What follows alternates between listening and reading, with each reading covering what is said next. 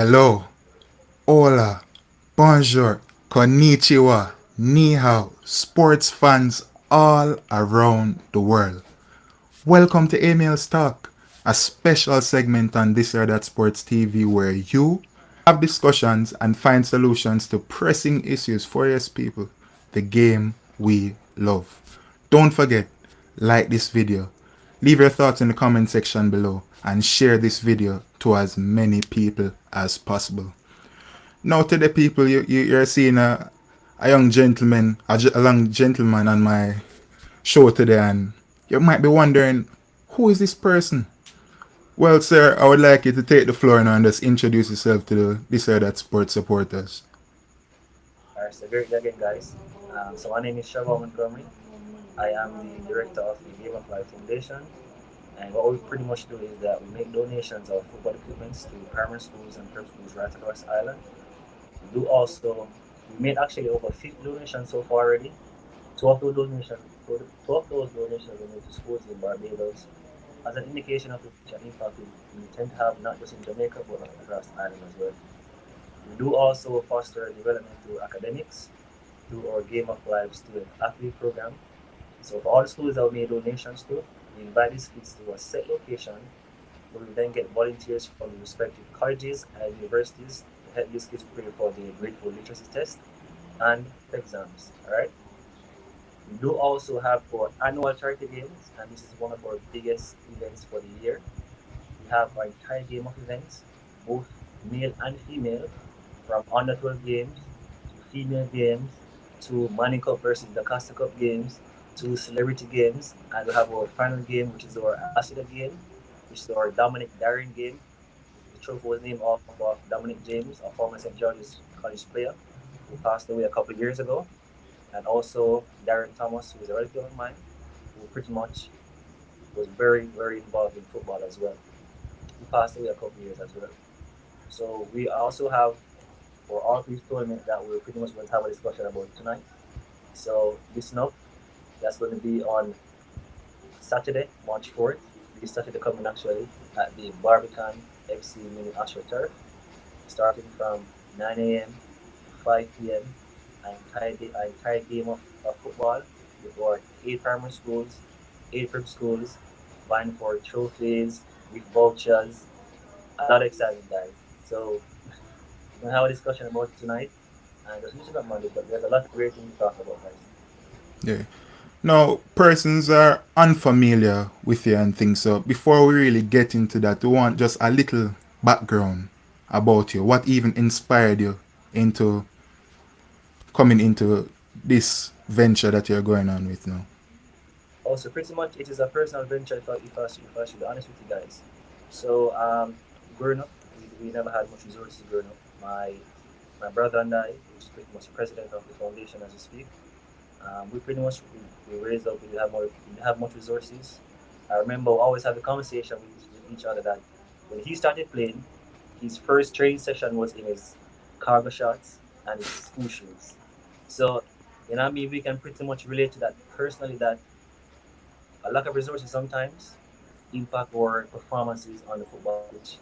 And if I should be honest, if I should be honest with you guys, he went to he then went on to attend Jamaica College to be one of the players on the first Triple Crown team that was in 2010. Then he got a scholarship to University of the West Indies. So I'm just saying that to say that when you do have resources, you actually can create opportunities for yourselves. Right there. And I'm sure persons out there listening to that, they feel inspired right there. And so going into now on Saturday, you said the time was 9 when it starts? 9 a.m. to 5 p.m. 9 a.m. to 5 p.m. So that's a lot of football. So what are your interactions with the youth players there? All Anything right, that you so can tell us about them? I can tell you this much: the kids are very much excited, guys. Because I mean, we know the kids are they are way more exposed than they are way more exposed, sorry, than we were at their age.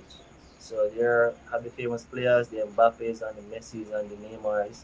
And when they hear about this tournament, I spoke to a couple of coaches and they're like, the Kids are pumped, they're excited. We have some of the it's pretty much some of the best players in the primary school and prep school as well. And I know that persons are listening and probably thinking that when I say primary schools and prep schools, you're gonna have prep schools going against primary schools. That's not the case, guys. You're gonna have prep schools going against prep schools, primary schools going against primary schools. So it's just gonna be a day of excitement and just youth development. We pretty much want to create the same excitement that we see with the Money Cup game, guys. The same excitement with the investment and the exposure and sorry, or the investment and exposure. We pretty much want to shine the light on the youth program as well. Because if we should be honest, oftentimes we hear the question that why is it that it is so difficult for our Monaco players, so to speak, to matriculate to becoming professional players? And if we should be honest with ourselves right now, we're pretty much skipping the process. The process pretty much starts from the youth program. So, like I said earlier, the same excitement that we give to the Money Cup and the exposure and the investment, that is the same excitement and even more. We want to shine some light that listen, if you want to see Jamaica on numerous World Cup stages in years to come. This is where it starts, and we're just playing our part. And you're absolutely correct. Just the other day I was seeing I don't know if you're familiar with the player Garnacho, but I was He seeing plays for yeah, Man man, go ahead. United.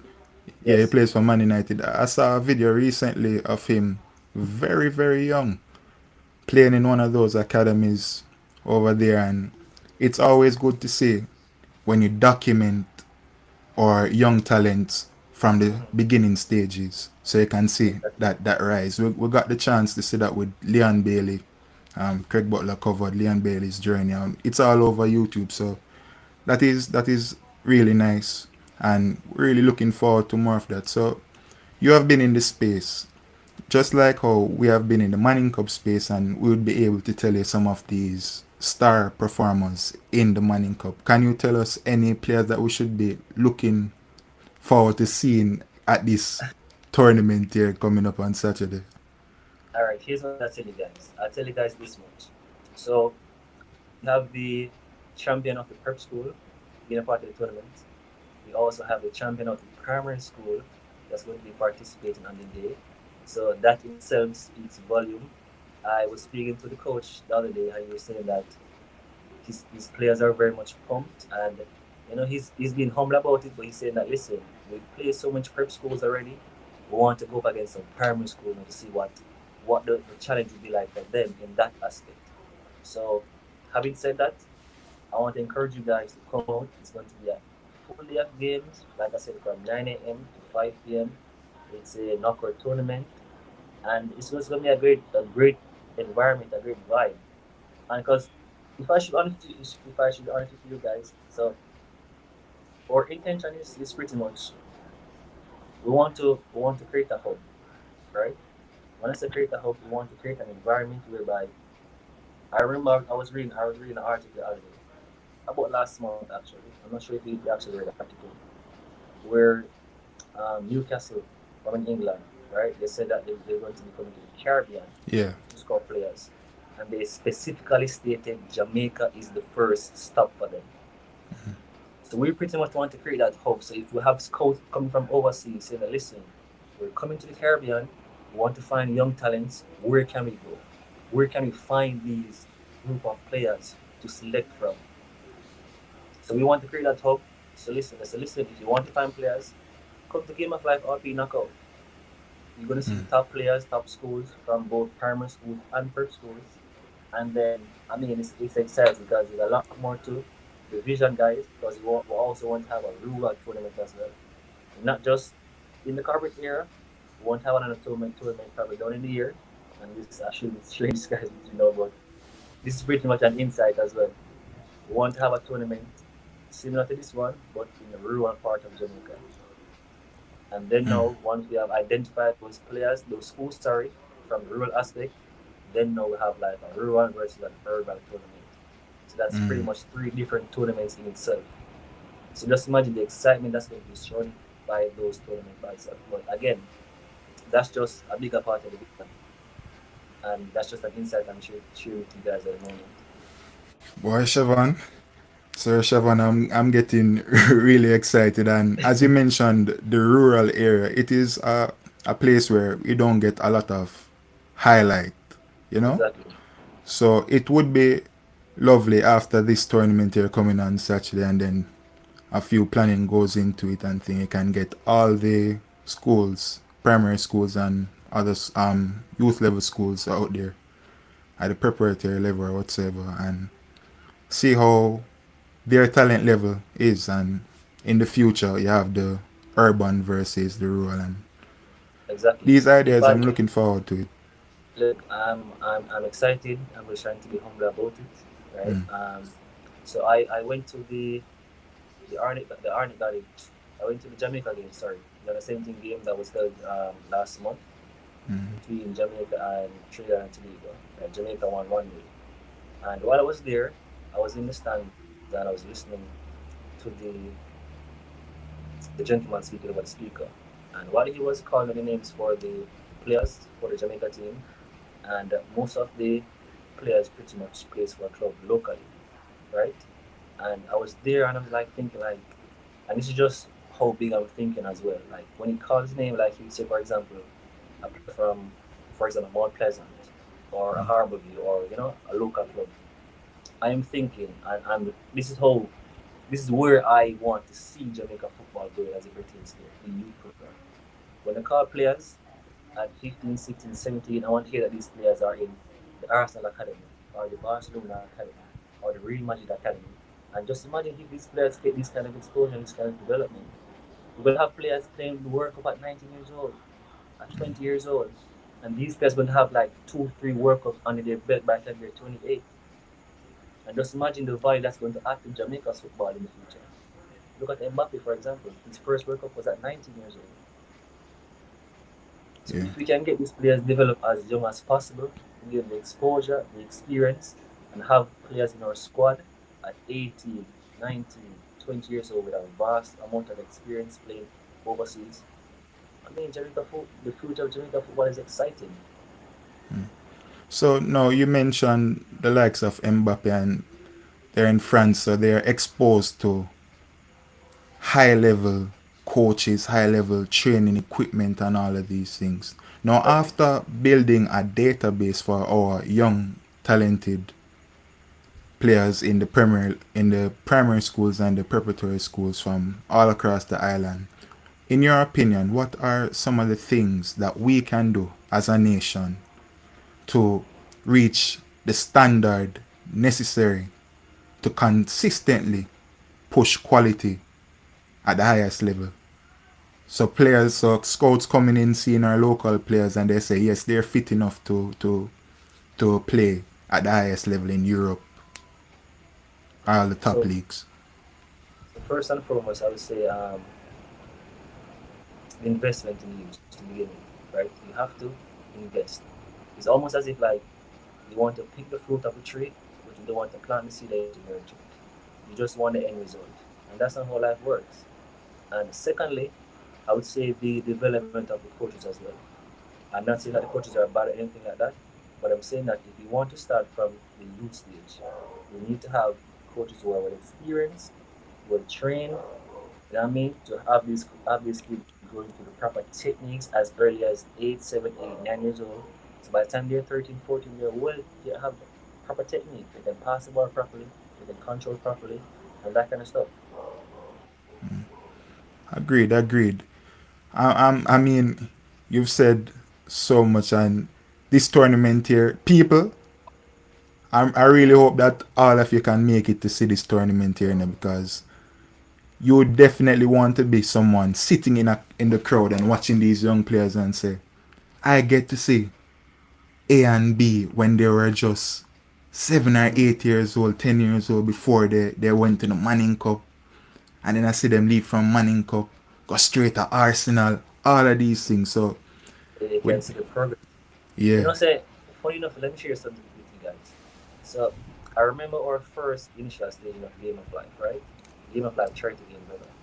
So, usually we have our football clinic, probably like a couple of days or probably a week prior to the charity event. and I was on Instagram on the Game of Life page. So you can also follow the Game of Life page at Game of Life underscore JA. Right? So I was on the page and I was pretty much just going through the page and just reflecting on some of the memories that we built over the years. And I came across a picture, and the picture was at the clinic. I was talking. This player was like at 10 or 11 at the time. And this player goes by the name of Kevin Wilson. Listen, to man, I said, bro, when I saw it, I was like smiling from ear to ear. Because I'm saying, look at this player. We saw this player at 10, 11 years old. And we never have the system to track his progress over the years. But if you look what it turned out. He's the Money Cup champion of part of Jamaica college team. Yeah, and I So I'm think saying if he's we have systems that we can track these players, their growth, their performance, in terms of having content to show as well, so coaches can say, listen, Jamaica has a bunch of. There's no doubt that Jamaica is the source. We know this. Not just last year, not just 2 decades ago, from a longer time. Because when you hear about persons talking about from back in the days, the 80s or 90s, like, you sometimes wish you were flying the wall at that point in time to see those kind of talent and players. But we just hear stories, yeah. and there's not much to see over the years. So that's pretty much our intention. Like, we want to, like, when we were talking, and if you're familiar with the Jamaica Pledge, the last line of the pledge say that play her part in advancing the welfare of the whole human race. That's it. Nothing more, nothing less. Boy, it would be good. It would be good. I mean, on email stock, I always an advocate for tracking talent. I'm always saying that we need to develop an online presence because if if we have a young player, let's say he's now 17, he's now 17. If you are able to edit some clippings Mm. from he's 10, come straight up to 17, and then you send it off to any of the top level colleges abroad because it would do wonders for them because it gives the team the ability to track their progress. And by doing so, they'll be able to see how good this player is and the potential that he has. And will he exceed his potential? And clipping up all of these videos and then sending it off to schools abroad. It would be helpful, you know? It gives them a Definitely, database to work with so they can see and track the potential of this player and will he break its own potential. These are some important things to track, most definitely. because oftentimes, like, sometimes you have coaches who probably can find the time, especially overseas, to come to Jamaica to actually see these players in person. But sometimes they need like an incentive, so to speak. Like, why is it I'm supposed to travel thousands of miles to Jamaica for this particular player? So again, like I said, just to piggyback on what you said just now, if you have content can show the quality of these players, that coach can say, listen, I've seen clippings, I've seen videos. Now I need to see this player in person, and that's just the aim, pretty much. We want to create that hub for players, for youth talent as well. Like, and the fun thing about it, these kids are excited and they're willing to learn. We just need teachers, in the essence. Boy, I'm looking forward to it, and hopefully, when I'm there, I'll be able to speak to some of these young, talented players up there. I'm really looking forward to it. I'm telling you, I'm sitting here and I'm really getting excited. Even the little nugget that you gave us over here on this side at Sports TV, you mentioned seeing a picture of Kevin Wilson at a And it was what age was he at that time? he was at like 10 or 11 because he was at Ballers Academy at the time. Mm. So he was probably about 10 or 11 thereabouts. And when I saw the picture, I was like, I sent it to the president. I'm like, this is come on with right? He's like, bro, like, look at that. Just imagine if you had people who were tracking his progress over the years as well. And there was another player as well from Mona High. I can't remember his name exactly, but he wore the number 10 for Mona High in the Money Cup, in the last Money Cup season. The last Man Cup season. Oh my God, who is that? He was pretty average height, a little bit stocky, you know. And I think he loves to rock the mohawk as well. I can't remember his name, I can't remember his but name. he wore the number 10 for Mona High in the last Man Cup season. There you go.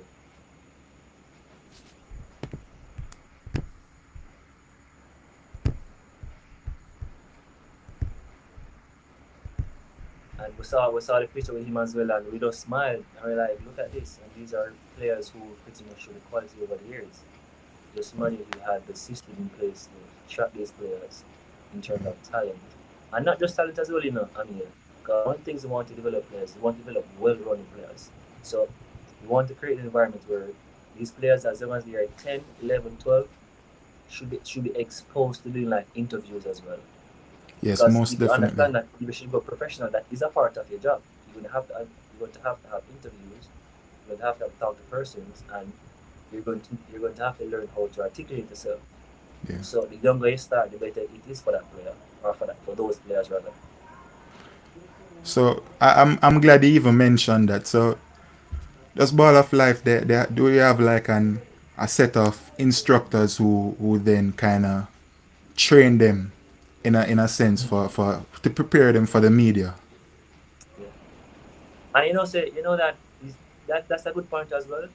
But one of the things I've learned over the years as well is that some of these players, because they're young, they're sometimes nervous in front of the camera. Yeah. So it's not that they cannot speak; it's just the nerves kind of overcoming them. Like they need to learn how to be comfortable in front of the camera. Like it's not gonna hurt you. You just need to look into the camera and just speak and smile and just be happy. Just be yourself, pretty much. So the younger we can get these kids exposed to being in front of the camera, the better it will be for them in the future. And not just as it pertains to football, just as an individual, as a part of their whole life. Because they probably have other talents as well where they can be public speaking, you know what I mean? Yeah. So it's not just how we're looking at it, I mean it's not just football. It's about raising, how can I put it? Well-rounded Well-run, individual. well-run individuals, of course. Thank you for that as well. So well-run individuals. So it's not just we're focusing on football itself, like I told you. We do also focus on academics. We also stress the importance that listen, you have to be able to balance academics and football as well, and not just football, just any sport for that matter. Most definitely. But yeah, 'cause one of the things I've seen over the years as well, and you probably can speak on it as well, that we don't lack the talent, but for a lot of these young adults or kids, so to speak, they get the opportunity as it pertains that the talent open the door to for the opportunity for them, but in terms of that balance they need in terms of the academics, it's not there. So oftentimes when there's no balance, the door kind of closed for you. Yeah. And I did a video recently and I was saying that yes, I understand that the traditional sense of education is important, but that is not the only route, you know? Mm-hmm.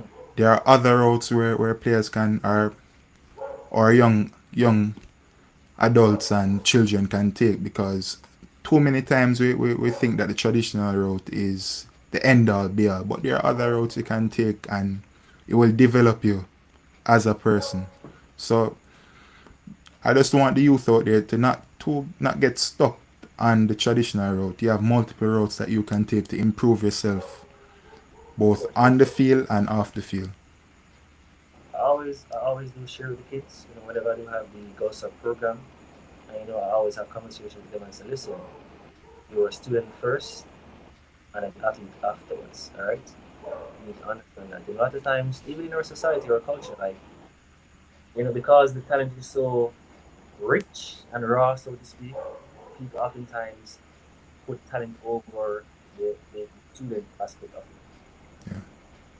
Because I mean, you're in school, you play money cups, you have to be in school to be able to play money cup. So why is that we put football over the academics in that regard? Well, you touched on a very good point right there. And as I said before, even though they're at that stage there, if it's not working for them in that aspect, then there are other routes that you can take to improve yourself. So Exactly. hopefully persons and the younger players out there, they're listening and they can take that with you. But before we go, I have to ask you, can you tell us all the names of the schools involved in this competition? Let me give you a list of some of the schools that will be participating. So we have Lanneman's Prep, we have Wingmont Road Primary, we have Permacal Primary, Mona Heights Primary, St. Richard's Primary, Edward Siaga, which is formerly known as what was Denhampton Primary, which is now Edward Siaga Primary. We have Russell Primary, who is the defending primary school champion. I said Lanneman's already, right? They are Yeah. the prep school champions as well. We have Woolman's Prep, we have Irish Gelly, and it's just a lot of schools that you just need to come out and just enjoy the show, pretty much. Well, a lot was said. People, I'm hoping that you guys come out for this competition. Remind them of the date again and the time. So it's so it's this Saturday, March the 4th, at Barbican Football Club on the AstroTurf to be specific, and this will be from 9 a.m. to 5 p.m. It will be $500 for adults and $300 for the kids. There you have it. Very, very exciting talk there with Sir Chevron Montgomery and people. This Saturday, 9 to 5 at Barbican. People, you need to come out. You need to come out and support this. We will be there. We will be there. And I hope that I can see some of the supporters there as well, because this right here is a good venture to see from scratch our young, talented players from ages of 10, 11, and somewhat younger. And we're looking forward to it. So, people, that is the end of Emil's talk. Don't forget, like this video, leave a comment, and share this video to as many people as possible. This is This or That Sports TV, and we're out.